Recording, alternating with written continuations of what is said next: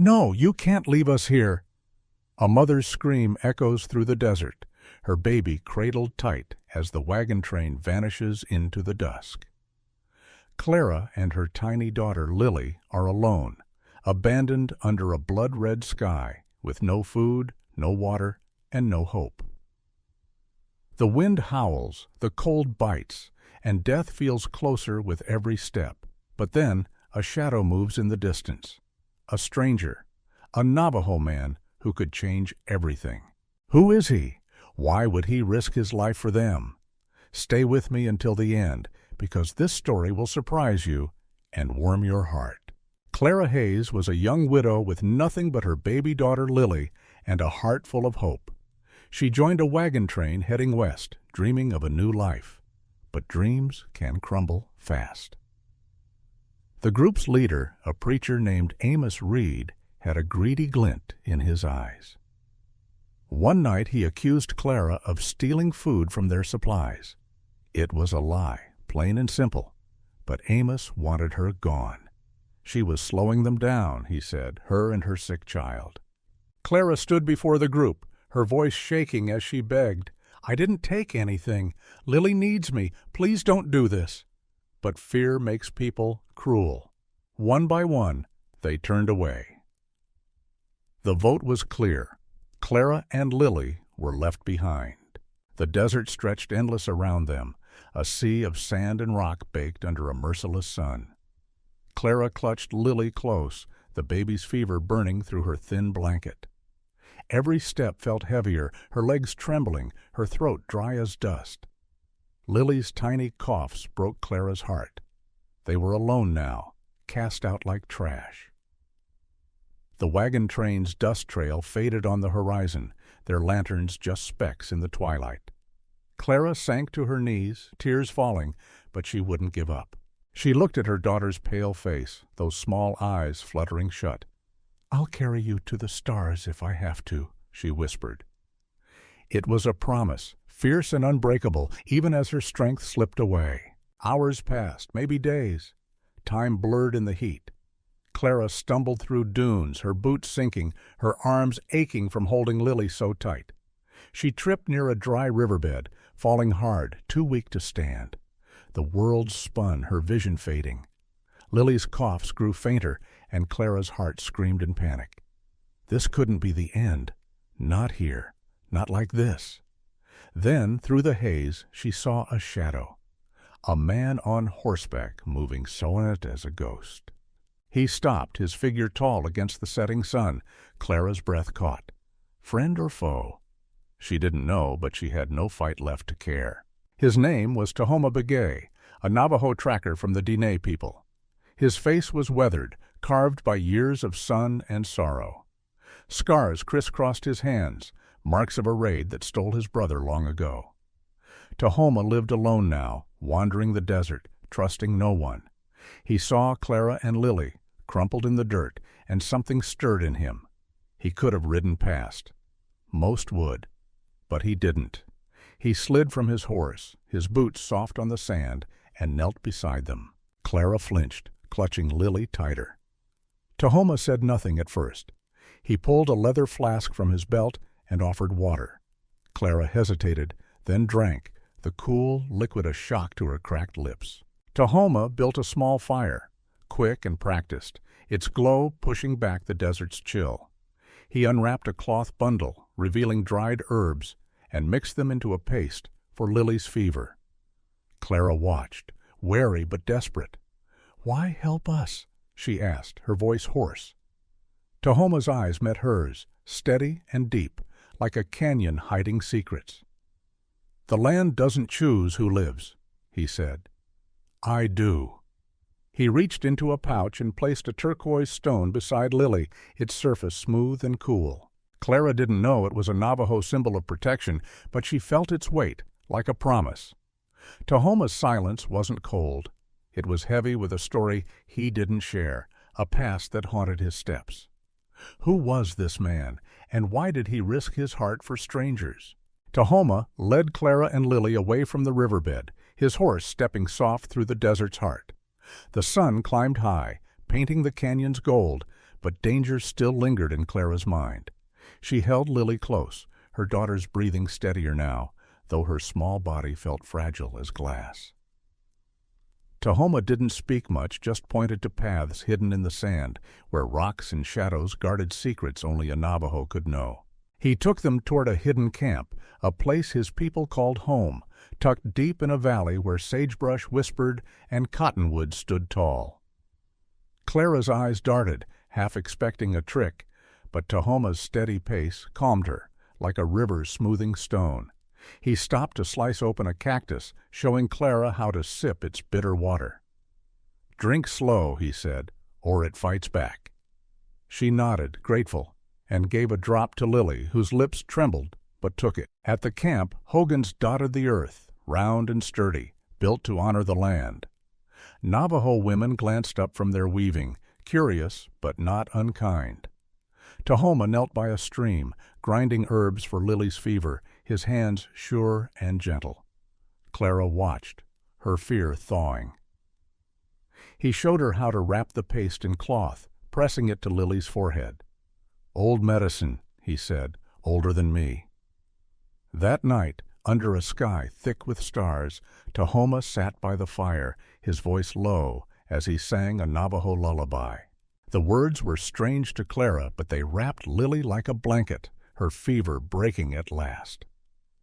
Clara's chest loosened, and she whispered, "You're not what they told me about your people." Tahoma's eyes flicked over her, soft but guarded. "Walk in beauty," he said, "even when the path is broken." It was a Navajo saying, one that stuck in Clara's heart, a light in her dark. Days passed, and Clara learned more. Tahoma taught her to weave a simple basket, his fingers guiding hers over the reeds. Lily giggled for the first time, chasing a beetle across the dirt, her cheeks pink with life. Clara smiled, something she'd forgotten how to do. But peace is a fragile thing. One morning, smoke rose in the distance, black and angry. Tahoma's face hardened as he rode back from scouting. A Navajo trading post had burned, its goods scattered, its people hurt. Amos Reed and his men were behind it, spreading lies that Tahoma's clan hid thieves. Clara's stomach twisted. Amos hadn't let her go. He wanted something, and he'd tear the desert apart to get it. Tahoma met his elders in a hogan, their voices sharp with worry. "I won't let hate take more than it already has," he told them, standing tall. An elder shook his head, gray hair swaying. "Helping her could curse us all." Tahoma didn't flinch. He'd made his choice. Clara felt the weight of his risk, heavier than the desert sun. That night she sat by Lily, now sleeping soundly, and noticed a strange fold in her blanket. Her fingers brushed paper, worn and creased. It was her late husband's journal, tucked away, forgotten until now. Inside, a map, its lines pointing to a gold vein buried deep in Navajo land. Clara's breath caught. This was what Amos wanted, why he hunted her. Gold fever made men monsters, and Amos would kill for it, even Lily. Hoofbeats echoed nearby, too close, and Clara overheard Amos's men plotting by the ridge. Her hands shook as she clutched the map, her mind racing. She could trade it for safety, maybe, or run again. But running hadn't saved her before. She found Tahoma by the camp's edge, his eyes scanning the dark. "This is why they're coming," she said, pressing the map into his hands. "Burn it. I choose her life over gold." Tahoma took it, his face unreadable, but a spark flickered in his gaze, like he held a plan she couldn't see. What was he thinking, and could she trust him completely? The sun hung low, casting long shadows over the jagged canyon walls. Tahoma knew this land like his own heartbeat. He led Amos Reed and his 12 men deeper into the maze of red rock where the desert kept its secrets. Amos, red-faced and sweating, gripped his rifle, Albion about 60 men, shouting orders to his men, believing the map to Clara's gold vein was close. Tahoma moved silent, using paths only a Navajo could find. He had set traps days before, 20 heavy stones balanced above narrow passages, ready to fall with a single cut of rope. He counted on the canyon's echoes to trick them, making his footsteps sound like 10 men, not one. Clara stayed back at the camp, guarding Lily with a Navajo bow Tahoma had given her, its wood smooth from years of use. She had never shot one before, but her hands were steady. Amos's men, confused by the echoes, split into 3 groups, each 4 strong, stumbling into dead ends. Tahoma tugged a rope, and 5 stones crashed down, blocking one group's path, their shouts muffled by dust. He moved fast, leading another 4 to a cliff edge where the ground gave way, sending them sliding 20 feet into a dry wash, bruised but alive. The fight was loud, with 12 rifle shots ringing out, but Tahoma's plan kept Amos's men scattered, their bullets hitting only rock and air.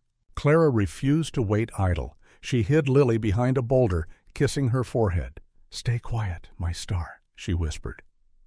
Lily, only 2 years old, clutched her blanket, eyes wide but silent. Clara notched an arrow, her arms shaking, but her aim true. She spotted one of Amos's men, a tall figure creeping toward the camp, his rifle raised.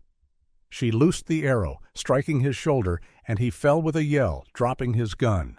Another man charged, but Clara fired again, hitting his leg, sending him limping into the shadows. She counted her arrows, only 8 left, and prayed it was enough. Tahoma, now facing Amos and his last 3 men, took a bullet graze to his arm, blood soaking his sleeve.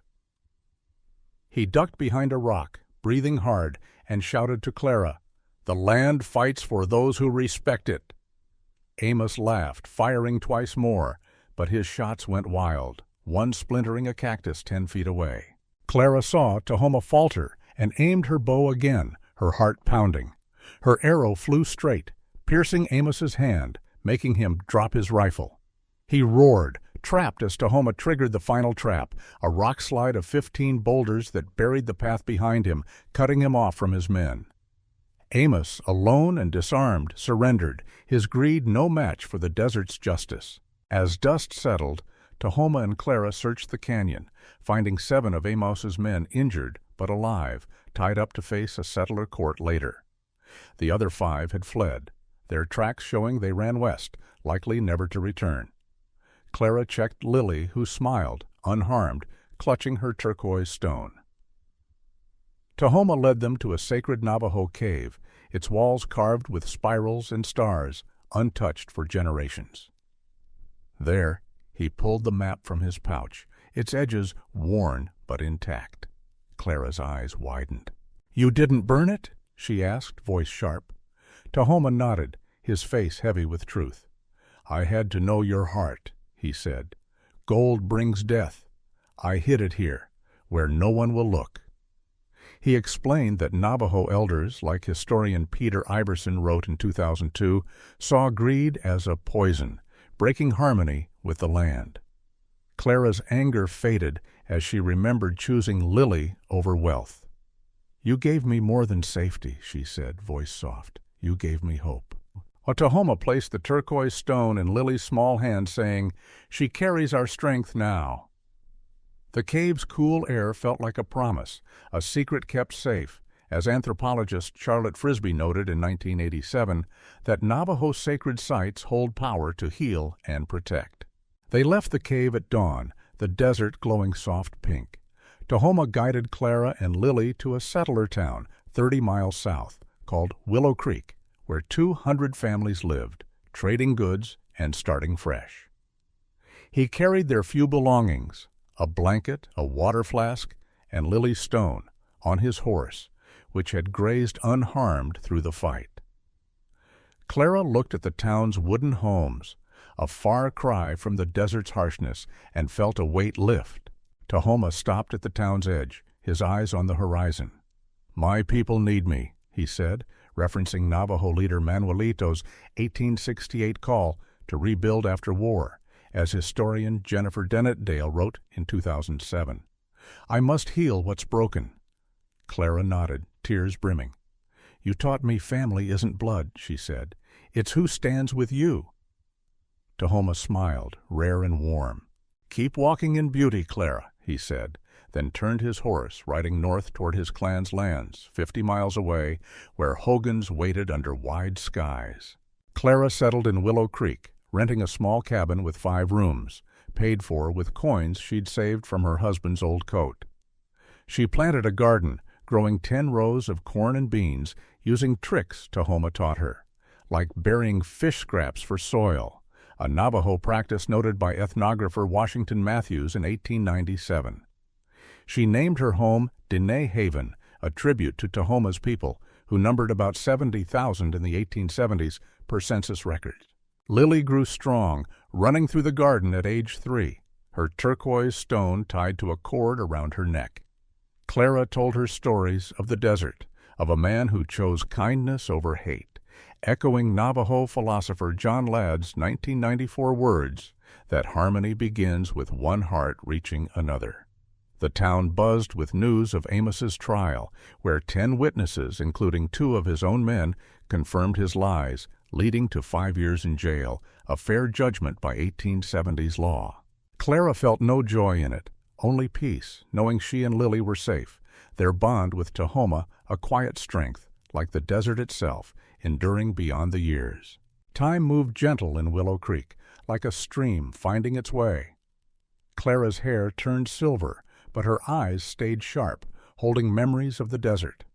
Lily grew tall, 12 years old now, with a laugh that filled their small cabin. Every evening they sat by the fire, its crackle mixing with the hum of crickets outside. Clara told stories of Tahoma Begay, the Navajo man who carried them through death's shadow. She spoke of his quiet strength, how he shared water from a cactus when they had none, and how he placed a turquoise stone in Lily's tiny hand, a gift that still hung around her neck. Lily listened wide-eyed, her fingers tracing the stone's smooth edge, asking, "Did he ever come back?"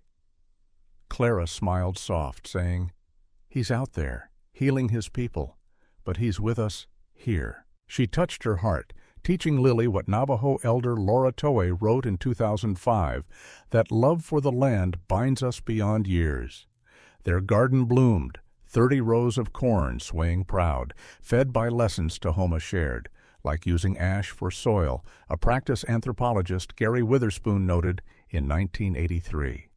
The town, now home to 300 souls, called Clara a friend, and Lily ran free, her laughter a song of survival. Clara kept Tahoma's words alive, passing them to Lily like seeds. She taught her to respect the earth, to take only what they needed, and to choose kindness over greed. One night, under a sky heavy with stars, Lily held the turquoise stone up, its blue catching the firelight. "This means protection, right?" she asked. Clara nodded, recalling how Tahoma risked everything for strangers, a choice rooted in what Navajo philosopher Thomas Norton wrote in 1996, that true strength is helping those who can't repay you. Clara showed Lily how to weave baskets, her hands steady as she copied Tahoma's patterns, making 12 in a year, each sold at market for $2, enough to buy books for Lily's schooling. The town joined in, celebrating Navajo ways, with 20 families learning to plant like Clara, honoring the Diné's wisdom, who numbered 80,000 by 1880, per historian Raymond Friday Locke. Lily wrote Tahoma's stories in a journal, 10 pages filled, vowing to share them one day, so no one forgot the man who chose harmony over hate. The Navajo believe in hojo, a word for balance, where every step honors the land, the people, and the heart. Tahoma lived it when he saved Clara and Lily, building a bridge across fear and difference. His choice echoes what Navajo leader Peterson Za said in 1990, that kindness can heal what war breaks. This story isn't just theirs, it's ours, a reminder to look beyond ourselves, to protect what matters, whether it's family, truth, or the earth beneath our feet. Clara and Lily carried Tahoma's gift forward, living simple but full, their cabin a haven for love, not gold. What about you? What will you hold close when the world feels heavy? How will you walk in beauty like Tahoma taught? Share your thoughts below and subscribe for more stories that light the way. Let's keep this fire burning together.